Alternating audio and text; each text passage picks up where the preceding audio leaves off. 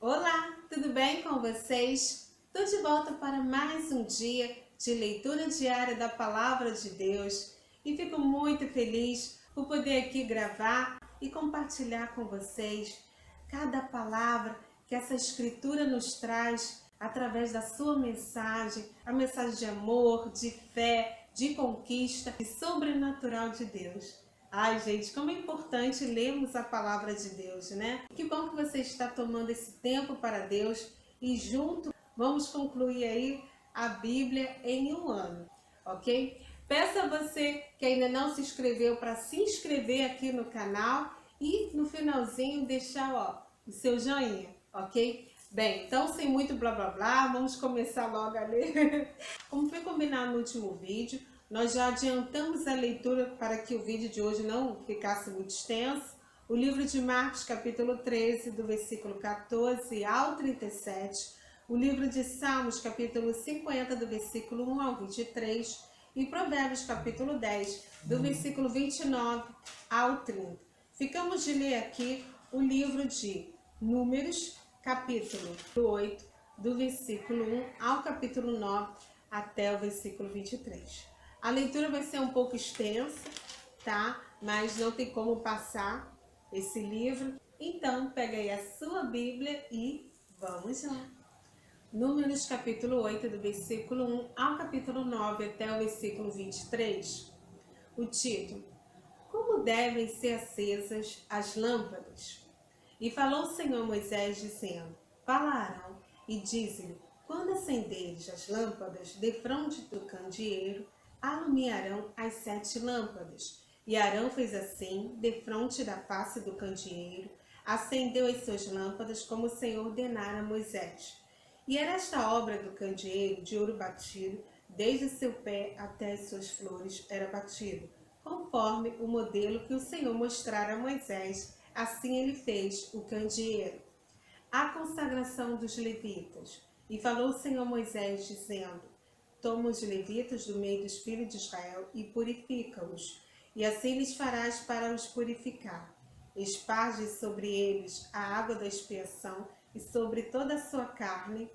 Farão passar a navalha e levarão as suas vestes e se purificarão. Então tomarão um novilho com a sua oferta de manjares de flor de farinha amassada com azeite, e tomarás outro novilho para expiação do pecado. E farás chegar os levitas perante a tenda da congregação, e farás ajuntar toda a congregação dos filhos de Israel.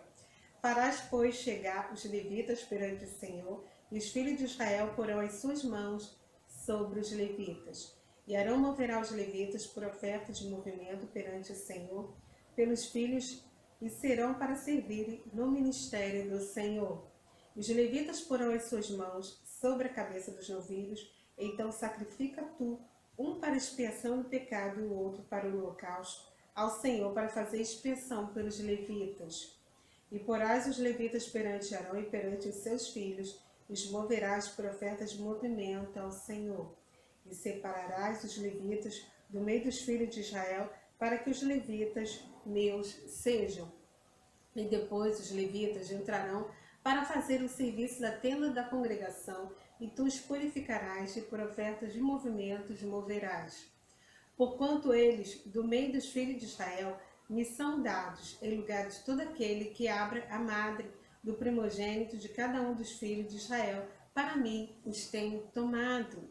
Porque meu é todo primogênito, entre os filhos de Israel, entre os homens e entre os animais, no dia em que na terra do Egito feri a todo primogênito e santifiquei para mim. Que lindo! E tomei os levitas em lugar de todo primogênito entre os filhos de Israel. E os levitas, dados a Arão e a seus filhos, do meio dos filhos de Israel, tenho dado para exercer o ministério dos filhos de Israel na tenda da congregação e para fazer expiação pelos filhos de Israel, para que não haja praga entre os filhos de Israel, chegando-se os filhos de Israel ao santuário. E assim fez Moisés e Arão e toda a congregação dos filhos de Israel com os levitas, conforme tudo o que o Senhor ordenara a Moisés. Acerca dos levitas, assim os filhos de Israel lhes fizeram. E os levitas se purificaram e lavaram as suas vestes, E Arão os moveu por oferta movida perante o Senhor. E Arão fez expiação por eles, para purificá-los. E depois vieram os levitas para exercer o seu ministério na tenda da congregação, perante Arão e perante seus filhos, como o Senhor ordenara a Moisés. Acerca dos filhos, assim lhes fizeram. E falou o Senhor a Moisés, dizendo: Este é o ofício dos levitas, da idade de 25 anos, para cima entrarão para fazer o serviço do ministério da tenda da congregação. Mas desde a idade de 50 anos sairão da milícia deste ministério e nunca mais servirão. Porém, com seus irmãos servirão na tenda da congregação para terem cuidado da guarda, mas o ministério não exercerão. Assim farás com os levitas nas suas guardas. A celebração da Páscoa no deserto do Sinai. E falou o Senhor Moisés no deserto do Sinai, no 2º ano da sua saída da terra do Egito, no 1º mês, dizendo que os filhos de Israel celebrem a Páscoa a seu tempo determinado. No dia 14 deste mês, pela tarde, a seu tempo determinado, a celebrareis, segundo todos os seus estatutos e segundo todos os seus ritos, a celebrareis. Disse, pois, Moisés aos filhos de Israel que celebrassem a Páscoa. Então celebraram a Páscoa no dia 14 do 1º mês, pela tarde, no deserto do Sinai, conforme tudo o que o Senhor ordenara a Moisés. Assim fizeram os filhos de Israel.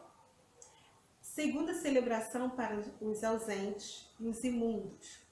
E houve alguns que estavam imundos pelo corpo de um homem morto, e ao mesmo dia não podiam celebrar a Páscoa, pelo que se chegaram perante Moisés e perante Arão aquele mesmo dia. E aqueles homens disseram: Imundos estamos nós pelo corpo de um homem morto, porque seríamos privados de oferecer a oferta do Senhor a seu tempo determinado no meio dos filhos de Israel. E disse-lhes Moisés: Esperai, e ouvirei o que o Senhor vos ordenará. Então falou o Senhor Moisés, dizendo: Fala aos filhos de Israel, dizendo: Quando alguém entre vós ou entre as vossas gerações, por imundo, por corpo morto, ou se achais jornada longe de vós, contudo ainda celebrará a Páscoa ao Senhor. No 2º mês, no dia 14 de tarde, a celebrarão. Com pães asmos e ervas amargas o comerão. Dela nada deixarão até amanhã, e dela não quebrarão osso algum, segundo todo o estatuto da Páscoa a celebrarão.